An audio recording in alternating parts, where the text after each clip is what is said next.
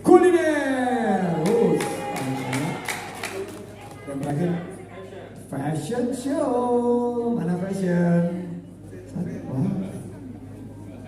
Satu ya, dua, tiga, empat. Fashion ya. Sudah mengikuti proses uji petik? Nah, disinilah kesempatan kita di acara Kata Kreatif ini agar para stakeholders, pejuang-pejuang ekonomi kreatif kita saling berembuk hari ini dan mengajukan kepada Pak Sekda, Pak Kadis, dan Ibu Ketua subsektor mana yang akan menjadi unggulan dari Kota Pariaman. Memang banyak subsektor, tapi kita harus pilih satu supaya kita betul-betul identik dengan pengembangan ekonomi kreatif. Siap semua? Siap. Nah, setelah itu mengikuti proses uji petik.